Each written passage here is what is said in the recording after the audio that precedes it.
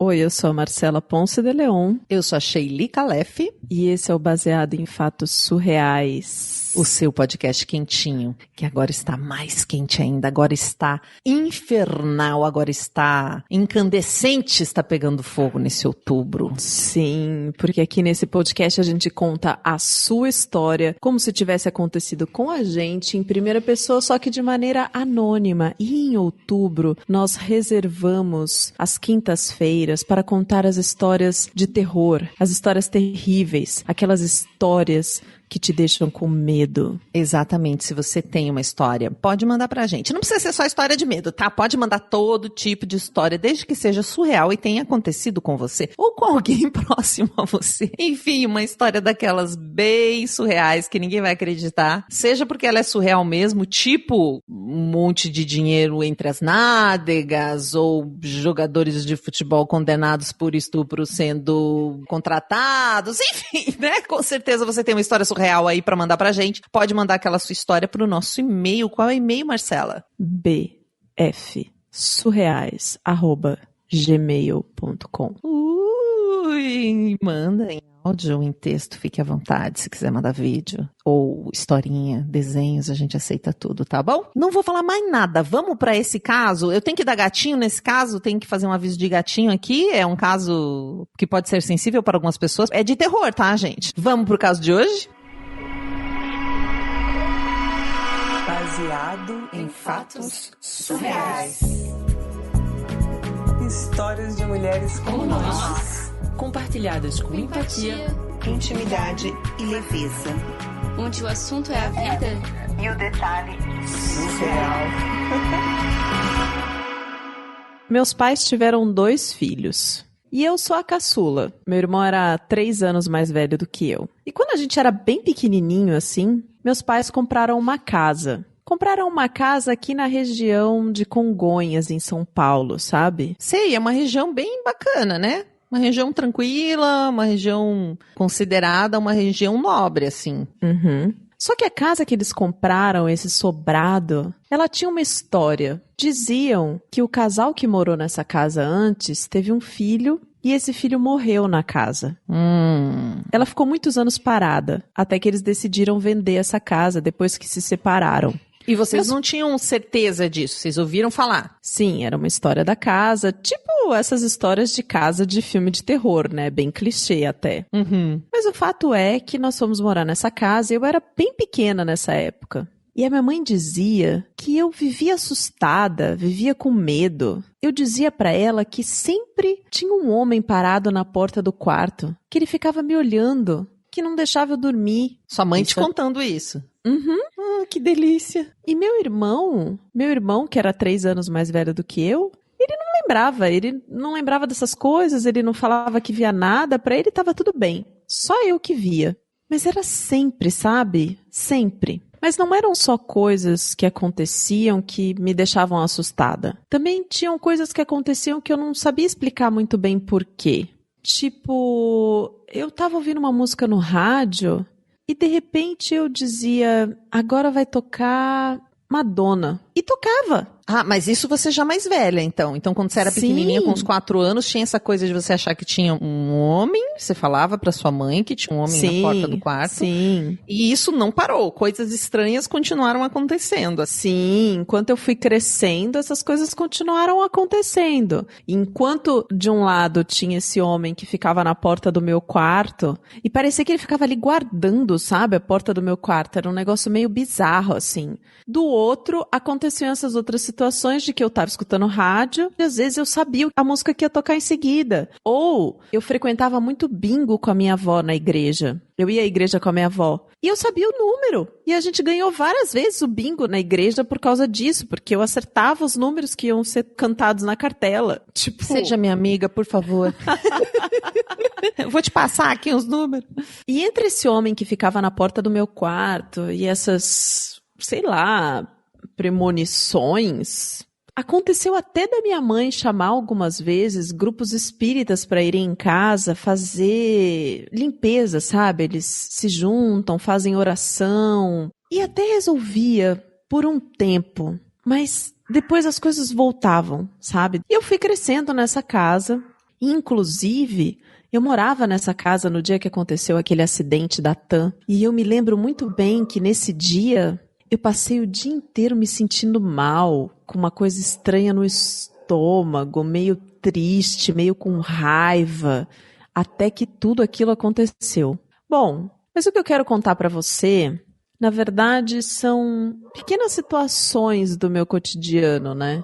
Porque conforme os anos foram passando, algumas situações eu fiquei sozinha em casa. Meus pais foram viajar, meu irmão já estava na faculdade e eu ficava um tempo sozinha em casa dessas vezes. Numa dessas vezes, eu estava em casa, no meu quarto, e o meu quarto ele tinha uma configuração bem peculiar, assim, porque de um lado da parede tinha janela, do outro lado da parede tinha um armário embutido que pegava toda a parede, e a minha cama ficava encostada numa terceira parede, assim, ao lado da porta. Então, assim, você entrava no quarto, olhava para a esquerda, estava a minha cama. No fundo, na cabeceira da cama, era o armário, era o guarda-roupa embutido. Então, eu deixava a cama um pouco afastada, assim, desse armário para poder ter espaço para abrir a porta. E do lado direito, quando você olhava, tinha janela. Mas no guarda-roupa desse armário embutido, tinha um vão. Eu não me lembro muito bem por que tinha esse vão, mas tinha um vão. E eu me lembro de uma vez que eu estava sozinha em casa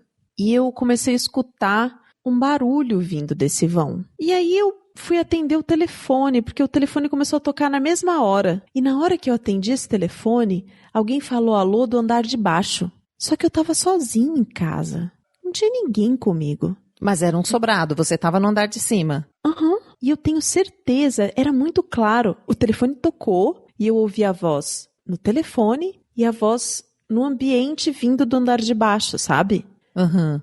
E aquele barulho vindo daquele vão do guarda-roupa. Aquele vão esquisito.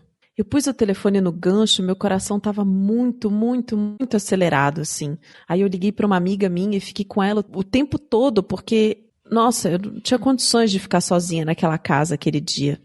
E teve uma outra vez que meus pais também tinham viajado e eu estava sozinha e no dia seguinte era meu aniversário.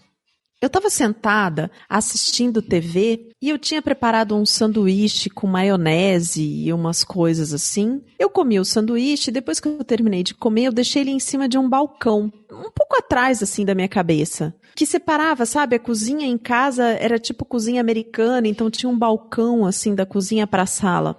Não tinha corrente de ar ali, as portas estavam fechadas, as janelas. Eu tô sentada assistindo o desenho, bem tranquila, esperando meu avô chegar, porque meu avô ia passar a noite comigo aquele dia. E de repente, do nada, o pote de maionese cai no chão e depois o prato. Como se alguma coisa tivesse empurrado assim, sabe? E aquele prato se espatifou no chão e a maionese foi na parede.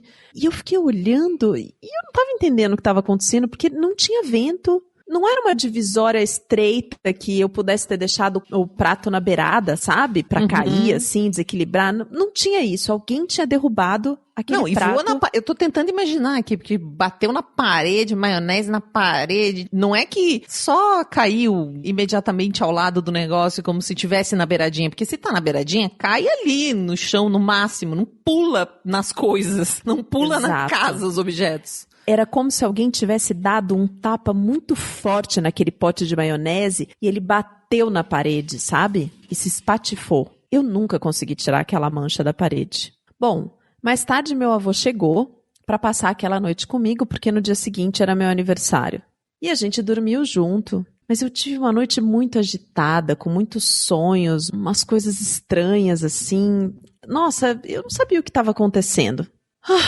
Bom, eu lembro de ter percebido pela primeira vez, nas mãos do meu avô, os sinais de que ele estava perto do fim, sabe? Porque até então, eu nunca tinha pensado que meu avô ia morrer, sabe? Eu achava que ele era pra sempre, assim, que a gente era pra sempre. Não sei se você já teve essa sensação de quando você era criança, assim, ou se você se lembra do momento em que você percebeu que um dia a gente não vai ser mais pra sempre. Mas eu tive bem essa sensação nesse dia, assim.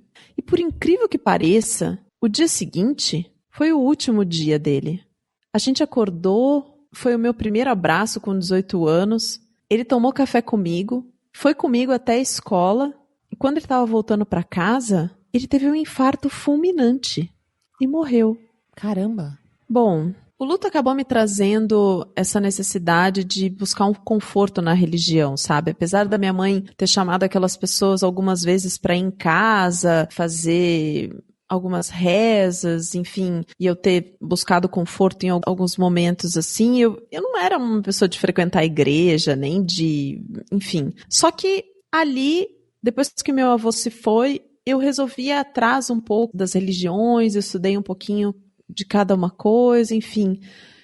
Eu só sei que o tempo foi passando, eu não me considero hoje uma pessoa religiosa, sabe? E às vezes que eu fiquei sozinha nessa casa, muitas coisas estranhas aconteceram, né? E sempre que elas ficavam mais intensas, né? Aquele barulho no vão, ou aquele homem que ficava na porta, assim, eu começava a fazer o evangelho do lar, sabe? Aquela prática espírita de você ler o evangelho toda semana. Quando eu comecei a fazer aquilo com mais frequência, pela primeira vez em mais de 20 anos que eu morei naquela casa, eu não estava mais me sentindo observada e nem com medo.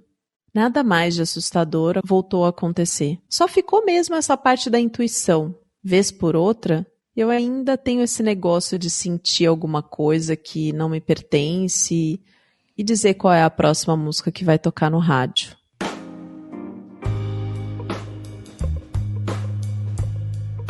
Eu falei que era mais suspense do que uma história terrível.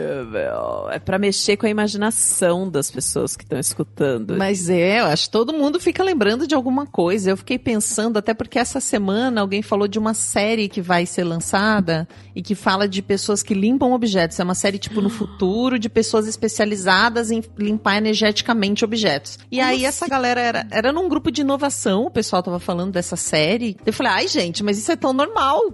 Limpeza de casa, quem nunca fez limpeza de casa? Pra mim, isso é super normal, gente. A Umbanda tá aí pra isso. A gente faz limpeza de casa, a gente tem equipe lá do grupo que eu participo. Tem as equipes especialistas em limpeza. E uma limpeza de casa é justamente pra você limpar todas as energias que estão na casa, que já estiveram lá. Pra quem acredita, tá, gente? Se vocês não acreditam, tá tudo bem. Tô contando como é que funciona a questão. E objetos, muito assim, eu tenho uma coisa com objetos que eu entro num lugar, eu já sei de onde veio aquele objeto, quem deu.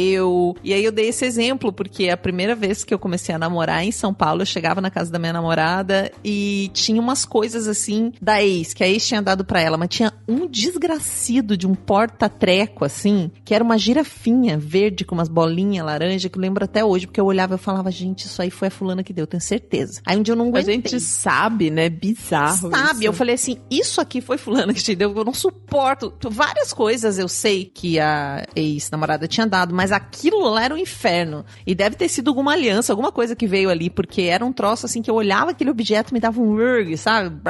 Eu tenho bastante isso. Eu não adivinho a música que vai tocar, mas eu adivinho muita coisa que vai acontecer. Muita coisa, assim, se eu tô afinada na minha intuição... É, né? Eu tenho que levar uma coisa... Igual quando eu fui pro hospital lá, agora na quarentena. Eu fui, a princípio, só pra fazer um exame de dor de estômago, mas eu levei uma necessaire com a minha placa de dormir, com escova de dente, com tudo. Você já sabia que tinha que levar tudo. De algum jeito, alguma coisa me dizia, e eu cheguei a pensar nisso quando eu peguei a necessaire. Que não faz sentido nenhum, eu nunca fui no hospital só pra uma consulta com a minha necessaire. Alguma coisa já me cutucou, falando assim, talvez eu fico lá, e fiquei. E te avisou, mesmo. né? Fiquei E te avisou. Vários dias. É, a intuição é uma coisa poderosa na gente, né? Se a gente tá desafinado, acontece dela virar uma neurose. Você, na verdade, tá com pensamentos repetitivos e acha que é alguma coisa de intuição. Mas se você tá bem afinada, acontece mesmo. Eu tenho uma percepção forte, assim, pras pessoas, sabe? Tipo, de bater um olho em alguém, assim, e já sentir a vibe daquela pessoa. Vou te mostrar umas fotos aqui, você pode fazer uma avaliação? Eu vou botar aqui a foto da pessoa, você vai me dizer da vibe, por favor, viu? Ai, ai. E objetos também, essa coisa de objetos é bem forte. Mas quando você começou a falar de limpeza de objetos, eu juro que eu tava pensando em faxina mesmo, tipo, em limpeza. Aí eu tava assim, mas por que ela tá falando de limpeza, gente? Eu não tô entendendo o que eu cheguei. Cara de louca. Não, é limpeza energética. Mas aí tem gente que não conhece, né? Mas, um time de limpeza energética é uma limpeza. Às vezes ela é bem parecida com uma limpeza mesmo, né? Mas tem água de cachoeira, água com enxerga, gente. É uma loucura. Eu já chamei a equipe de limpeza na minha casa, porque eu fui morar num apartamento e eu descobri que a pessoa que morava antes de mim tentou se matar.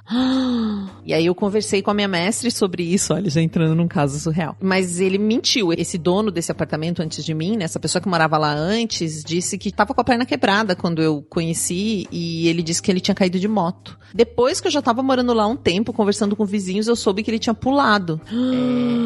O andar onde ele morava, então não foi um acidente de moto, quebrou a perna quando ele caiu no chão, e não era muito alto, mas enfim, aí eu comentei isso com a minha mestra, ela falou, não, é bacana a gente fazer uma limpeza lá, porque se é uma coisa é a pessoa pensar, todo mundo não, mas várias pessoas um dia pensam, não tô de bem com a vida, e se eu morresse? Agora a pessoa que chega a dar um passo nessa direção, sabe? Sim. É uma outra vibe. O que eu faço, assim, eu nunca chamei equipe de limpeza energética, assim, eu tenho algumas coisas que eu gosto de fazer. Então, eu sempre tenho um espelho na entrada da casa voltado para fora, porque o Feng Shui acho que fala sobre essa coisa de refletir para fora coisas ruins, sabe? Que tentam entrar na sua casa. Então, eu sempre coloquei um espelho. Pra mim, planta é um ótimo sinal também das energias da casa, assim. Então, é outra coisa que eu faço. E essa coisa de jogar fora, nossa, nessa última mudança que eu fiz agora, eu joguei tanta coisa, Shelly. Eu tinha um porta-joias, juro, eu acho que devia ter uns 2 anos que eu não abria ele, com anel, com brincos. Assim, tinha brinco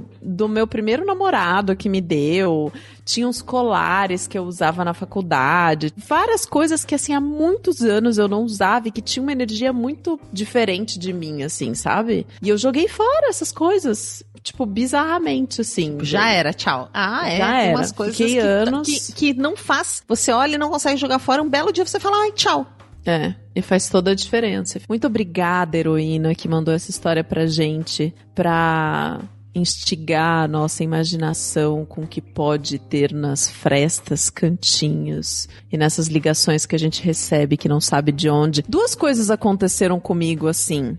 Eu recebi uma vez uma ligação de uma pessoa que dizia que me conhecia e começou a falar comigo. Não disse quem era, eu não falei quem eu era e desligou o telefone e nunca mais eu ouvi falar. E uma outra vez eu tava andando na rua e eu ganhei um disco de um estranho. Um CD gravado, na época que a gente ainda gravava CD. Tipo, a pessoa chegou e disse, tá aqui, é pra você. Eu tava andando na rua, a gente se cruzou numa rua, na Vila Madalena, e ele me entregou um disco, um CD na mão, que era uma coletânea de várias músicas que eu fiquei ouvindo por muito tempo, assim, bizarramente. E eu nunca vi aquela pessoa, não tinha um telefone, não tinha nada. Coisas pra nossa imaginação. Se você tem uma história pra contar, manda pra gente. Muito obrigada a você que tá aí do outro lado do radinho, acompanhando a gente nesse mês de outubro, que acompanhou a gente em agosto, que vai acompanhar a gente pelos episódios que estão por vir. Eu já tô querendo gravar outro, Shelly. Acho que eu tô querendo fazer outro agosto surreal, sabe? Tipo em novembro, em dezembro, em janeiro. O que você acha? 2021 surreal. Certas coisas, gente, só existe o silêncio como resposta.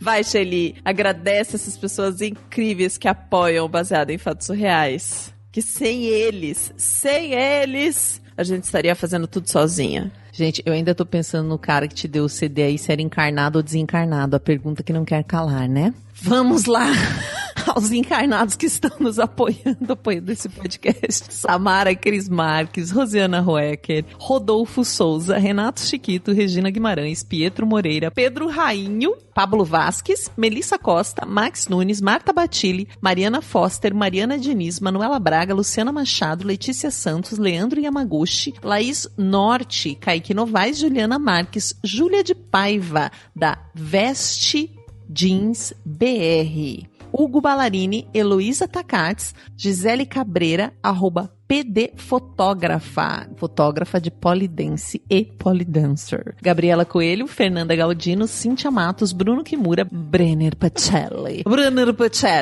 Bárbara Murakawa, Arthur Peixe, Andrew Homrich, Ana Terra, Amanda Magalhães e Amanda Franco. Obrigada.